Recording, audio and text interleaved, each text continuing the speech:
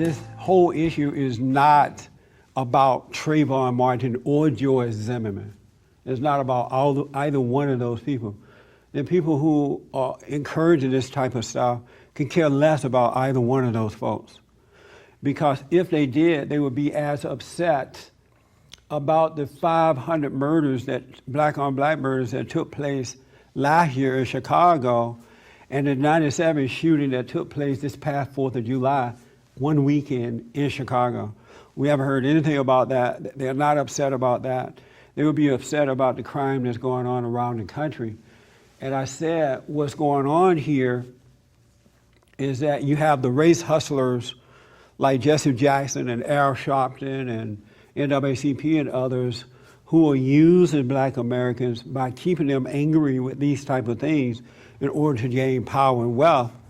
And then you have Barack Obama, who came out and said in the very beginning of this thing, if he had a son, he would look just like Trayvon.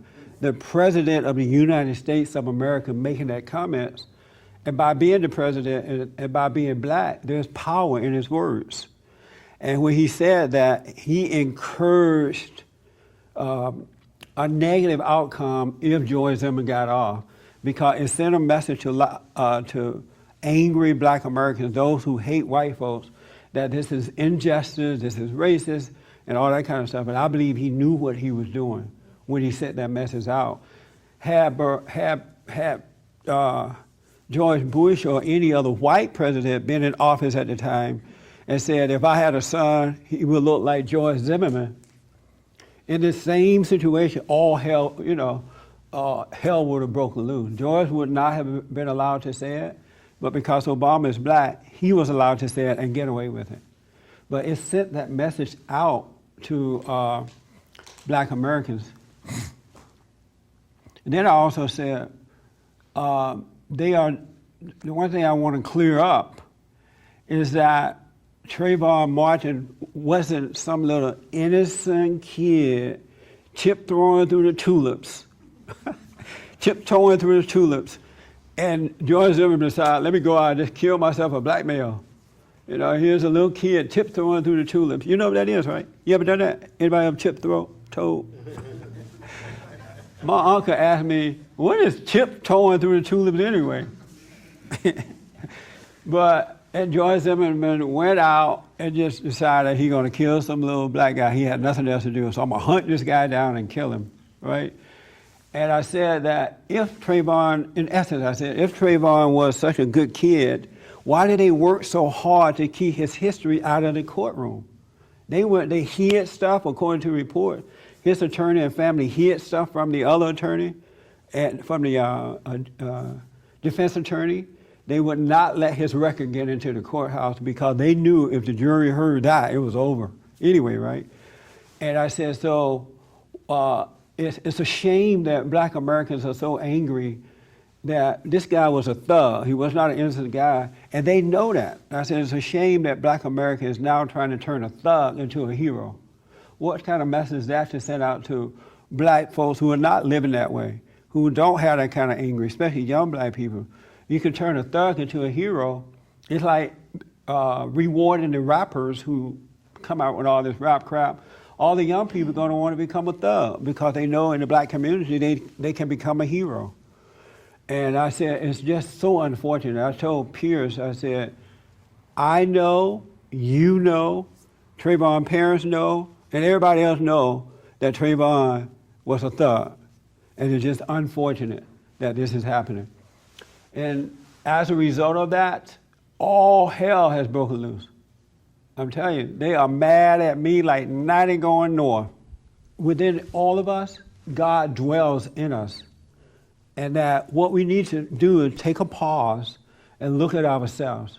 And whatever little bit of anger you may have in there, whether it's against your parents, because most of the time we resent our parents first, an overbearing mother or a weak father, or whatever. Once you forgive them and then you forgive yourself, you're going to see reality. You cannot see reality when you have anger. You see an illusion. And you find yourself overreacting to all kinds of situations, building your anger even more so. Because every time you overreact, you get worse in life. You don't get better. You become bitter. And then the more you become bitter, the more you sink into darkness. But if you could just forgive, let it go, let that spirit go by just acknowledging that you do have that, you will start to live a perfect life of peace. And then you can see what's going on spiritually. That's why God wants us to rise above our anger and not live in that hell. He will connect us back to Him so that we can start to see again. But any person who has anger are not connected to the light. You're not connected to God, not one iota connected to Him. But when you reconnect to Him by forgiving and not holding grudges, then you can start living. And that's what we need in this country. We need to wake up Americans so that they won't be controlled by the children of Satan. They won't be manipulated. If you stand back and look at the way the people are acting today, it's insane. It doesn't even make sense in 2013. These people act as though they were born enslaved. And that the white man still got the whip making you do what they want you to do. It's just not true. White people are afraid to even look at black folks in the wrong way. Oh, did I look at you wrong? White people are afraid to not to help black people. They go out of their way beyond the call of duty to prove that they're not a racist. They would even agree with you when you're wrong just to prove that they're not a racist. There's nothing else they could do for us. We as black Americans got to overcome that. And white people got to overcome fear of telling blacks the truth.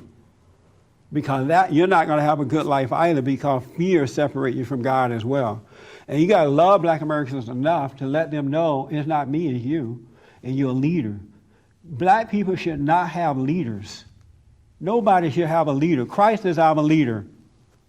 No man or woman should have a leader. But they got leaders, physical leaders. And if they're your leaders, which make them your God, how's God going to lead you? For more information or to purchase a copy of this show, visit us on the web at www.bondinfo.org or call 1-800-411-BOND.